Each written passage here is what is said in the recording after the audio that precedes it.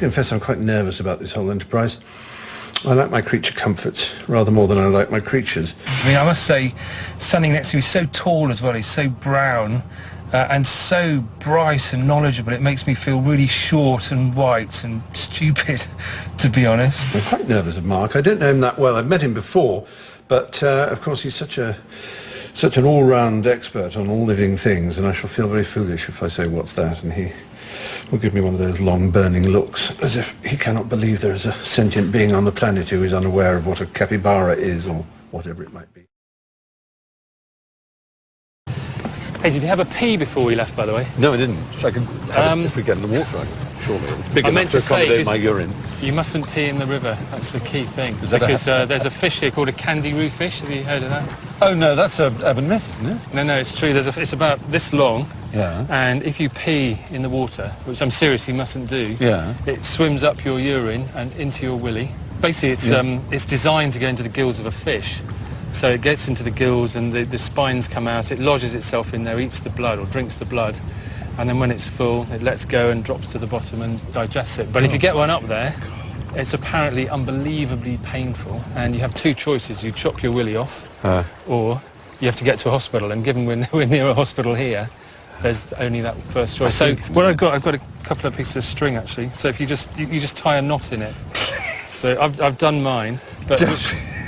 Which size do you need? Aye! Sorry. But this fish does exist? No, the string's a joke, but the fish is real. Right. Well, I will be extra careful with my family package. Gracious.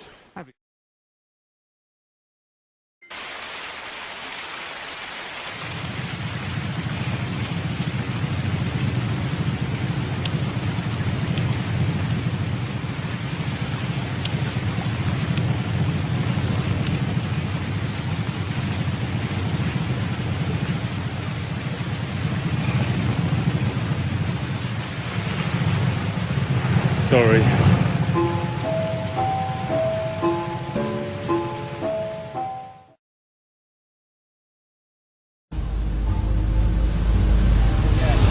Are you excited, or are you... I am actually extremely excited. Is that your excited face? It is. What do you expect me to look like? It is. No, it's thrilling. It is. I genuinely am astonished that I'm doing this. I've never come anywhere close. No, that was working perfectly before. He only touched the switch. Sod, it was working perfectly. You complete swine. You just go. Right, let's get this in here. No power. Right, we're going back. That's it. That is it. Oh, well, never mind. It was worth a try. There's no never mind about it. Where are the other plugs? I cannot go for 4 days without power. Oh, I despair. You may well despair, but not as much as I do. While I attempt to resolve the complex technicalities essential to the expedition... Oh, well.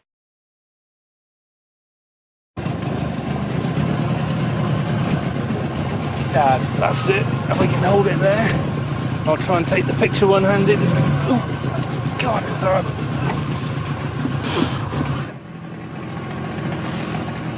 It's not Mark, it's the extremely valuable camera I'm worried about.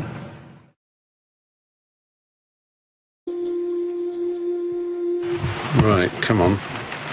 A little bit further back. A little bit more like that. How's that? Well, it's a bright light, but it'll have to do. Well, here we are in the middle of a rainstorm in the tropical rainforest. I'm hot and I'm sweaty, and I want so much to be in a hotel which has got air conditioning and Wi-Fi and cellular coverage and things like that. But what am I moaning about? I'm in one of the most beautiful and extraordinary parts of the world, and I'm in the company of an extraordinary and remarkable man. He knows so much generally about zoology, but of course particularly about marine mammals and river mammals like dolphins and manatees, which he's so sweetly passionate about. He just can't see enough of them. And he's prepared to put up with all kinds of hardship in order to go and see them. My God, anything that nature can dream up, anything that can feast and gorge on other animals. Crikey, there's thunder. It's around the place and it wants to crawl up one's bits. You know, Mark told me to close the door last night because vampire bats will come in. God, listen to that thunder. We're all going to die. I gather there's a lake just behind the trees here where the manatees hang out. So Mark has gone with Francisco and they've taken the boat through all the foliage and going to try and find a way through for us later on and see if the manatees are there. And I think this is probably going to be the most challenging part of the trip for Stephen because we have to be quiet.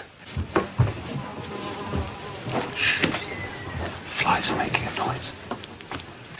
No talking, we have to lower our voices from now on because the manatees aren't that far away, and if they hear us, of course, we're never going to find them. So it's silence until the others come back, and we just keep our fingers crossed.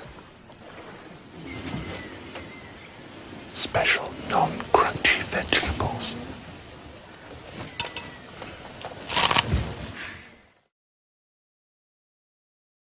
Mark has arranged that we shall be camping. No, I haven't camped since I was 16. One night. You're joking? Chagford, Devon. Are you It's serious? supposed to be You've 4 never nights. camped First since- night camping, hated it so much. Spent all my pocket money in the Ring of Bells pub. You are kidding me. You surely camped since 16. No, only in the homosexual sense. Oh. I know. Oh, hell. Well, I wish I'd ordered 2 tents now. I'm going to go and sort that out. In every way.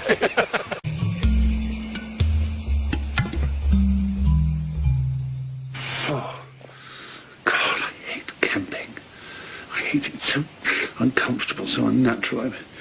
I miss all the things I rely on at home. I miss my computer. I miss my wife. I miss the internet. Hang on, I'm not married. Oh no, that's right. I miss my Wi-Fi. Miss the internet. The Wi-Fi. Oh, Wi-Fi. If only out here. Wi-Fi. Wi-Fi. What? Oh my God. Well, I slept. In patches and snatches, I slept. The sea to one side of me, and the noisiest jungle in the world to the other. I suppose I can't complain, but I'd rather have had a bed.